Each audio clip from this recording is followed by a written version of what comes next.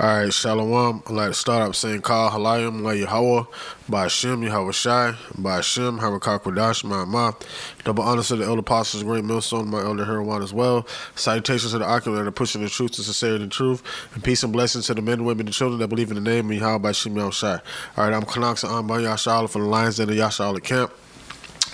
And this is another Lions Den news and prophecy, man. Lord willing, this lesson edified to serve his purpose for the hopeful elect, the ones that truly believe in the name of Yahweh Shema Shai. And the article reads, it says, top economist predicts crash of a lifetime, worse than 2008 recession. All right.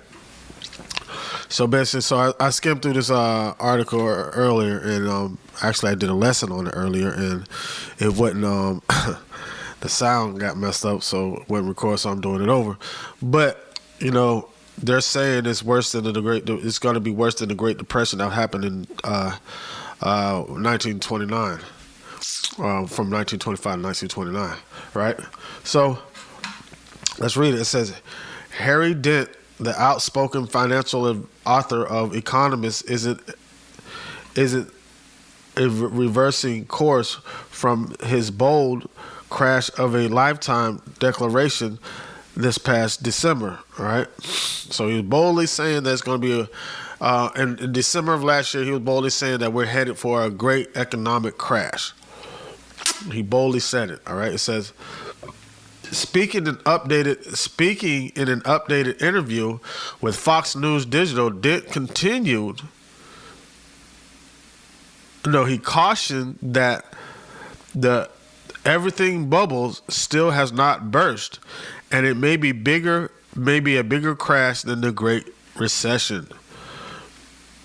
It says in 1925 to 1929, it was a natural bubble. There was no stimulus behind that, right? It says artificial stimulus per se. So this is new. This has never happened, Dent said Tuesday. What do you do if you want to cure a hangover? You drink more, and that's what they've been doing, right? But people say that when you wake up with a hangover, you start drinking again to get rid of the hangover, right? But you're prolonging the effects and you're enhancing the effects of the problem initially, all right? You should have never been drinking to the point to where you would get drunk enough to have a hangover and be dehydrated and all this kind of stuff, right? It's the same thing that America did with the dollar, all right? It's not backed by anything, and you're steadily forcing it into the market and printing, right? Creating the bigger effects of from what you did to it in the beginning by taking away the Nixon, the gold standard with the Nixon shock. So what does that do? That creates the bubble that's being spoken of. So now you're printing money, creating a false sense of reality in the economy. Everybody thinks the economy booming because they have all this money that's depreciating in value. And mind you, yesterday it was supposed to decide what the OPEC nations were going to do, and dealing with the petrodollar being used for the transaction in oil trade. They're supposed to come to a decision on that yesterday. I need to look that up. So now you have what the things that they're doing called quantitative easing, where they're printing all this money. That's how they was able to give out this stimulus money, right? But how is that money going to be paid back? To be given back to the government so they can ration out the money. They got to pay that money back. Nobody's going to be able to pay that back. They're going to pay it through taxes. It's already, the cost of living is already, skyrocketed through the roof. If you have a roof, because people can't even afford to live anywhere right now, the way the economy is, all right? Sorry, my sinus is messing up. So basically, Americans have got everybody drunk off this dollar, and now everybody's feeling the effects of it, being drunk, having a hangover. And so what's America trying to do? Drink some more, give them some more to drink. All right. It says flooding the economy with extra money forever might actually enhance the overall economy long term, but we'll only see when we see this bubble burst, he added. And again, this bubble has been going 14 years instead of most bubbles going 5 to 6. It's been stretched higher longer, so you have to expect a bigger crash than what we got in 2008 to 2009 during the Obama administration. To where like the whole economy, the bubble burst, and then Obama had to give out those stimuluses, to those bailouts, right, to try to stabilize and reform the economy. So that's when the housing market crashed, the car market crashed. Then we felt a glimpse of the housing market again just recently. All right. They say it's through the effects of, the pandemic, but whatever. All right, it says, as markets inch closer to the halfway mark of the year, U.S. stocks ended the month of May with gains as the tech-heavy NASDAQ stole the show, finishing at 6.9%. The S&P 500 was up 4.8%, and the Dow Jones was up 2.3%. Nearly 2 weeks ago, tech AI heavy NVIDIA announced a 2-for-1 stock split, propelling shares past 1,000 3 days later, marking an all-time high. He says, I think we're going to see the S&P going down 86% from the top. Wow, that's and it says the NASDAQ 92%, and the hero stock like NVIDIA, as good as it is a great company, goes down 98%. Boy, this is over. Dent stressed. It's a wrap. As the market drops like that, it's a wrap. It'll be unheard of. That ain't never happened before. All right, it says, we have never seen the government sustain a totally artificial bubble for a decade and a half and see what happens after that. He continued. Right, so they don't have no data, to say, okay, this is what normally happens when this happens. You know what I'm saying? So basically, America's in for a world of trouble, man. All right. So, how much more on this article? It's a little bit more. I really don't have to read much more because he basically explained like what the destiny of America is, man. So really, he's speaking prophecy. This is Isaiah 47:1. It says, "Come sit down in the dust, O virgin daughter of Babylon." All right. Sit on the ground, there is no throne, O daughter of the Chaldeans, for thou shalt be no more called tender and delicate. So, Slakia. All right, so the Lord is stripping this place bare.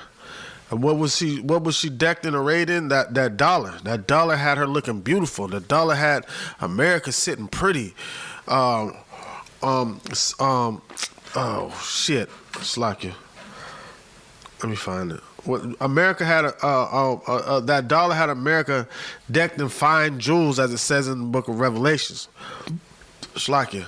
So, but Yahweh Shemel Shai stripping this place bare, man. All right. It says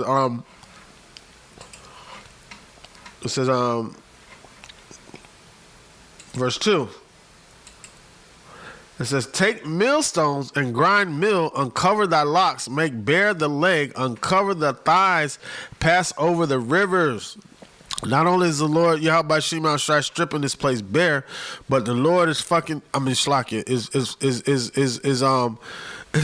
exposing the wickedness of this place by bringing everything to a screeching, grinding halt. The mirth of the land is going to be gone out of this place, man. The Lord ain't playing. He is not playing. He is not playing, man. The Lord's not playing. All right. It says, Thy nakedness shall be uncovered, yea, thy shame shall be seen. I will take vengeance, and I will not meet thee as a man. And that's bottom line. Lord's coming with straight power to help destroy this place. Not that he needs help, but it's the Lord doing all the way around, you know, from the front to the back. He's the one that's waging economical war against America. All right. So what do we need to do?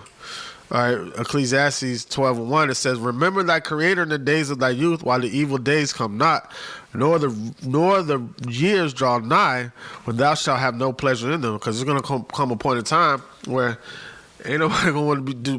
The times are gonna be so bad, like nobody's going to want to deal with it. You know, nobody wants to have no parts of that shit. Everybody's gonna be seeking refuge wherever they can find it.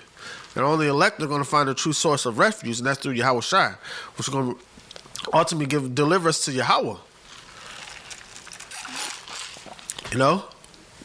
So it says, while the sun, nor the light, or the moon, nor the stars be darkened, nor the clouds return after the rain. Because it's going to be dark times, man. It says, woe unto you that desire the day of the Lord. What is it to you? The day of the Lord is darkness and not light. It's going to be a dark time when the Lord's going to dim the lights when it's time for him to show up. All right? It says, verse 3, it says, "In the day when the keepers of the house shall tremble, and the strong men shall bow themselves, and the grinders cease, because they are few, and those that look out of the windows shall be darkened," man. It's going to be a so dark time, man. Grinding cease, ain't going to be no jobs out there. Market's going to be all the way effed up. Everybody's trying to find a way to make passive income. It's not going to be any way. Esau's going to corner everybody to where, like, you're going to have to rely on Esau. Or the Lord. You got a choice. Esau or the Lord, you know? And matter of fact, we don't have the choice. The choice has already been chosen for us. You know? So we need to be turning back to Yahweh Shem Yahweh Shai now to make sure we're solidified in his knowledge, wisdom, and understanding so we can make it all the way to salvation, man. All right? That's what needs to be done. All right, and understanding with all is to come that the Lord is controlling everything. All right. Let me get Job chapter 5 verse 12. He said, "He disappointed the devices of the crafty, so that their hands cannot perform the enterprise." Right, the Lord's going to put a stop to it. He's going to let them get so far and put an end to it. He's going to prop them up to where they feel like they flying high, and he's going to destroy them at the peak of their at the peak of their triumphing. All right, this is Job 20:4. It says, "Knowest thou not this of old, since man was placed upon the earth, that the triumphing of the wicked is short, and the joy of the hypocrite but for a moment? Though his excellency mount up as the heavens." Up to the heavens, his head has reached unto the clouds, yet shall he perish forever like his own dung. They which have seen him shall say, where is he? And that this system when this system falls, Esau gonna fall right along with it. Esau gonna fall right along with it, man. And that's just it. It's just for a moment, man. It ain't gonna last that long. Because Yahweh Shem Yahweh Shai is already bringing this place down. It says, "Come sit down in the dust, O virgin daughter of Babylon," man. All right. Lord willing, this lesson to edify and to serve this purpose without like Sekah Halayim La Yahweh, by Hashem Yahweh Shai, by Hashem Harakah Kwadash, my mouth. Double honor to the elder apostles, the great millstone, and my elder Heroin as well. Salutations to the argument of pushing the truth to sincerity and truth, and peace and blessing to the men, women, and children that believe in the name of Yahweh by Shem Yahweh Shai. Shalom.